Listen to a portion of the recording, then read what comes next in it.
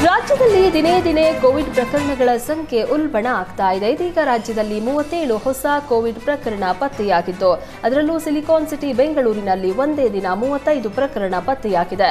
ಒಟ್ಟು 191 Covid test ಮಾಡಲಾಗಿದ್ದು, ಸಕ್ರಿಯ ಕೋವಿಡ್ ಪ್ರಕರಣಗಳ ಸಂಖ್ಯೆ 80ಕ್ಕೆ ಏರಿಕೆಯಾಗಿದೆ. ಕೋವಿಡ್ ವಿಚಾರದಲ್ಲಿ ಸರ್ಕಾರ ಮೀನಾಮೇಷ ಎಣಿಸಬಾರದು, ಕೂಡಲೇ ಅಗತ್ಯ ಕ್ರಮಗಳನ್ನು ಕೈಗೊಳ್ಳಬೇಕು ಅಂತ ವಿಪಕ್ಷ ನಾಯಕ ಆರ್ ಅಶೋಕ್ ಆಗ್ರಹಿಸಿದ್ದಾರೆ. ಬೆಂಗಳೂರಿನಲ್ಲಿ ಮಾತನಾಡಿದ ಆರ್ ಅಶೋಕ್, ಸರ್ಕಾರ ಬಾಣಂತಿಯರ ಸಾವಿನಲ್ಲಿ ನಿರ್ಲಕ್ಷ್ಯ ವಹಿಸಿತ್ತು.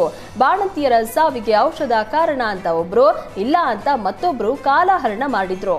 ಕೋವಿಡ್ ವಿಚಾರದಲ್ಲಿ ಇಂತಹ ನಿರ್ಲಕ್ಷ್ಯ ಆಗಬಾರದು ಅಂತ ಆರ್ ಅಶೋಕ್ ಹೇಳಿದ್ರು. ಕೋವಿಡ್ ಚಿಕಿತ್ಸೆಗೆ ಬೇಕಾದ ಎಲ್ಲ ಸಾಮಗ್ರಿಗಳನ್ನ ಸರ್ಕಾರ ದಾಸ್ತಾನು ಮಾಡಬೇಕು. ಕೋವಿಡ್ ವಾರ್ಡ್ ಇಲ್ಲ, ಮುಂದೆ ಹೋಗಿ ಅಂತ ಅಲೆಸೋದು ಮಾಡಬಾರದು. ಯಾವುದೇ ಖರ್ಚನ್ನ ರೋಗಿಗಳ ಮೇಲೆ ಹಾಕಬಾರದು. ಕೋವಿಡ್ ಸೋಂಕಿತರ ಚಿಕಿತ್ಸಾ ವೆಚ್ಚವನ್ನ ಸರ್ಕಾರವೇ ಭರಿಸಬೇಕು ಅಂತ ಆರ್ ಅಶೋಕ್ ಹೇಳಿದರು. ರಾಜ್ಯದಲ್ಲಿ ಕೊರೋನಾ ಆತಂಕ ದಿನೇ ದಿನೇ ಹೆಚ್ಚಾಗ್ತಾ ಇದೆ. ಕರುನಾಡಲ್ಲಿ ಕೋವಿಡ್ ತಡೆಯುವುದಕ್ಕೆ ಸರ್ಕಾರ ಸನ್ನದ್ಧವಾಗಿದ್ದು, ಸಾರಿ ಕೋವಿಡ್ ಟೆಸ್ಟ್ಗಳಿಗೆ ಸೂಚಿಸಲಾಗಿದೆ. ಹುಬ್ಬಳ್ಳಿಯ ಕಿಮ್ಸ್ಗೆ 5 ಜಿಲ್ಲೆಗಳ ಸ್ಯಾಂಪಲ್ ಸಂಗ್ರಹಿಸುವುದಕ್ಕೆ ಆದೇಶವನ್ನ ಸರ್ಕಾರ ನೀಡಿದೆ. ಧಾರವಾಡ, ಗದಗ, ಹಾವೇರಿ, ಬೆಳಗಾವಿ, ಬಾಗಲಕೋಟೆ ಜಿಲ್ಲೆಗಳ ಸ್ಯಾಂಪಲ್ ಸಂಗ್ರಹಕ್ಕೆ ಸೂಚಿಸಿದ್ದು, ಕೋವಿಡ್ ಪತ್ತೆಯಾದರೆ ಸೂಕ್ತ ಚಿಕಿತ್ಸೆಗೆ ವ್ಯವಸ್ಥೆ ಮಾಡಲಾಗಿದೆ. ಜೆಪಿ ನಡ್ಡಾ ಬಳಿಕ ಬಿಜೆಪಿ ರಾಷ್ಟ್ರೀಯ ಅಧ್ಯಕ್ಷ ಯಾರಾಗ್ತಾರೆ ಎಂಬ ಕುತೂಹಲಕ್ಕೆ ಸದ್ಯದಲ್ಲೇ ತೆರೆ ಬೀಳಲಿದೆ. ಶಿವರಾಜ್ ಸಿಂಗ್ ಬಿಜೆಪಿ ರಾಷ್ಟ್ರೀಯ ಅಧ್ಯಕ್ಷರಾಗ್ತಾರೆಂಬ ಮಾತು ಚರ್ಚೆಯಲ್ಲಿದೆ.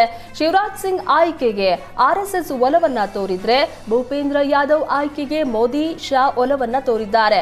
ಆರ್ಎಸ್ಎಸ್ ಮಾತಿಗೆ ಮೋದಿ ಶಾ ಒಪ್ಪುವ ಸಾಧ್ಯತೆ ಇದ್ದು, ಹಿರಿಯ ರಾಜಕಾರಣ ಶಿವರಾಜ್ ಸಿಂಗ್ ಆಯ್ಕೆ ಬಹುತೇಕ ಕನ್ಫರ್ಮ್ ಎನ್ನಲಾಗಿದೆ.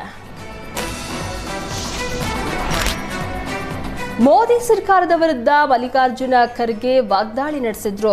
ನರೇಂದ್ರ ಮೋದಿ ಪ್ರಧಾನಿಯಾಗಿ 11 ವರ್ಷ ತುಂಬಿದ್ದಕ್ಕೆ ಮಲ್ಲಿಕಾರ್ಜುನ ಖರ್ಗೆ ಲೇವಡಿ ಮಾಡಿದ್ರು.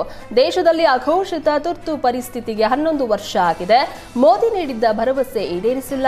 ಅಚ್ಚೇ ದಿನ್ ಎಲ್ಲಿದೆ ಅಂತ ಮಲ್ಲಿಕಾರ್ಜುನ ಖರ್ಗೆ ಪ್ರಶ್ನಿಸಿದ್ರು.